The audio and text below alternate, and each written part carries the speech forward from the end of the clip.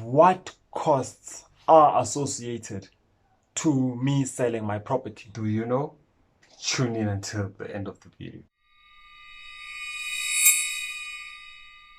So this week it seems as if we're talking a lot about selling your property, and then now we're focusing on what costs should one consider when it comes to selling their property. I mean, if we can actually start with what is not actually involved. So make sure that you don't actually factor in transfer costs when you are selling your property. Remember, the only time you are going to be paying transfer cost and bond registration is when the property is actually be registered in your name. So now if you're selling off your property, that means that the property won't be registered under your name. However, it will be registered under the new person's name. So you don't have to actually worry about the transfer cost. The person that's buying from you is the one that will worry about that. To further put a magnifying glass to what you said, when we're dealing with a transfer attorney, the transfer attorney is paid to transfer from your name to the next owner. So that is the buyer's cost, right? And then the bond attorney is the one who will be securing your bond. So in that way, you as the seller, you don't want another bond on it. So therefore, you will not be paying another attorney when it comes to bond attorneys. And then secondly is that when coming to sell, you have two types of people. You have a person who has a lot of money and they just want to invest all that money in this property so that they can shoot the price up. That's person number one.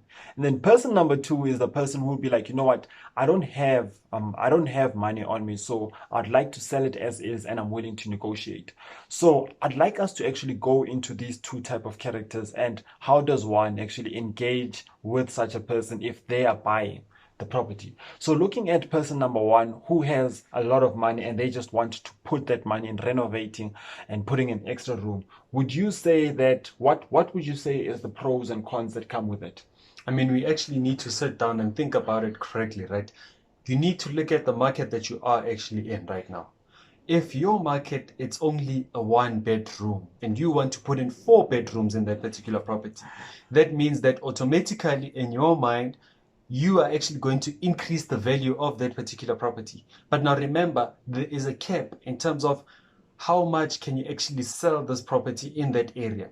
So now if the area only allows for properties around there to be sold at 200,000 and you want to sell your property at 800,000, already you can tell that that doesn't actually work. It's a problem. So now that's a con to actually putting in an extra room.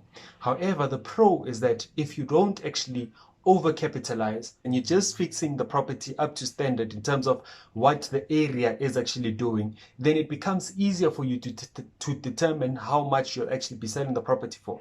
So now what I want to actually do is that if you do have a lot of money and you're trying to fix the property, make sure that you actually call a real estate agent that works around that area. In that way, they know which properties sell, what those properties actually have, and how can they actually sell them as soon as possible. So now before you actually fix, call the estate agent to actually tip you in terms of what do you actually really need. The pro with fixing your property and making it fresh is that you might fix everything, put it up to standard. And then what that does, especially if it looks very new and it looks very fresh, it puts you ahead of the pack, especially looking at properties in that area. So yours will be having new tiles, it'll be having a new kitchen unit, a new bathroom.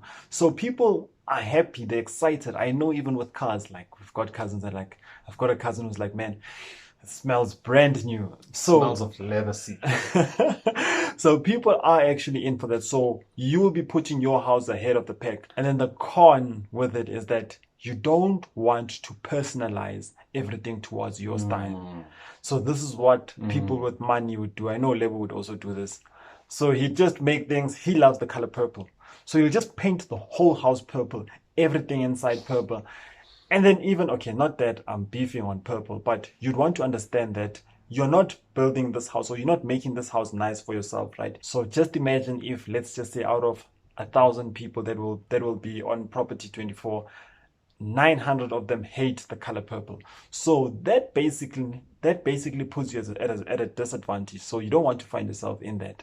So even when it comes to your kitchen unit or whatever finishing touches, do not personalize them towards what your taste is. We trust that your taste is well, but you should be thinking about the buyer when it comes to that. So now the third element that we'd actually like to speak about is bond cancellation. So now if you have actually bought this property and it's still under a bank or it's still bonded, right, you need to understand that there's a bond cancellation. There are two fees that you might be paying to the bank, right? The first one is your bond cancellation and the second one would be your penalty. So now if you have a penalty of this on this particular property, this basically means that you didn't actually inform the bank 90 days prior before you actually sold that particular property. So now say for instance you're planning on selling your property within the next 3 months. If you're in August, you already know that your 90 days will actually lapse in the next 3 months. So that's September, October, November. In November, you can then sell your property.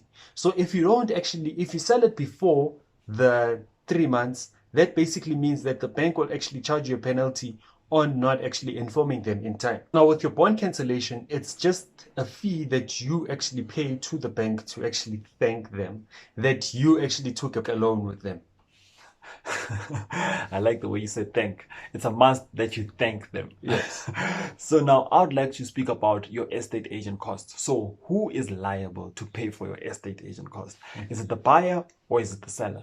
So your role as the seller, because you want the estate agent to come and help you list your property on Property 24 or on private property or any platform that will be used, so they'll be charging you the service fees that they're charging you. So they actually usually go about 8%, and it does actually get to 9% sometimes. However, you can negotiate that. I didn't say that, but some estate agents do. But at the end of the day, what you don't want to do is every time chasing negotiation in terms of, guys, I can't pay 9%. How about I pay 3%? Only to find out that person does agree. However, they'll not be using all their resources to help you push your property, because as a seller, you really want to let go of your property as soon as possible. And because the more you hold on to it, is the more expenses that you'll be incurring. So choosing the right estate agent and at the right price is actually very important. So please do actually think about getting the right estate agent who knows the area, and they'll be charging you a fee that you both agreed on. I mean, this is a question of, would you rather have your property listed on the market for the next 6 months and then pay a fee of around 6% or 7%? Or would you rather pay 8% and then sell your property within the next 2 months? In that way, we know that as property investors, our biggest currency is time. Let's do a case study. We have two people. The first one is saying that, you know what, I don't mind. It can sit 6 months on the market and I'll actually pay 7%. And the other guy is saying that I'll pay 8%, and then if it sells in 2 months, then that's the worst case scenario. So now, looking at the first person, he would have sold his property within 2 months, right? And then say for instance, registration will take another 2 months. That means that he's in that deal for 4 months, right? Looking at Neo,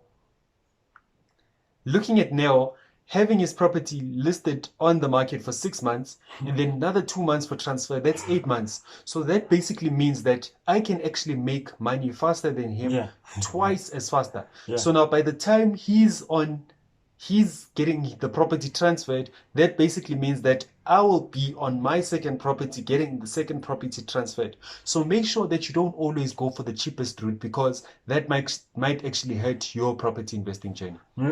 Let me give you another practical example. Let's use 10,000. Let's just say my expenses amounted to 10,000 and you were able to sell yours in 2 months. So now I'm going to multiply the 10,000 by the number of months. If it was 4 extra months, it's 40,000. Let's compare it with the 2% discount that I got. Was it worth it? Maybe not. So now you know that with property investing, it's going to need money when you start. It's going to need money to maintain it. And it's also going to need money when you finish it off. So invest like a pro. Cheers.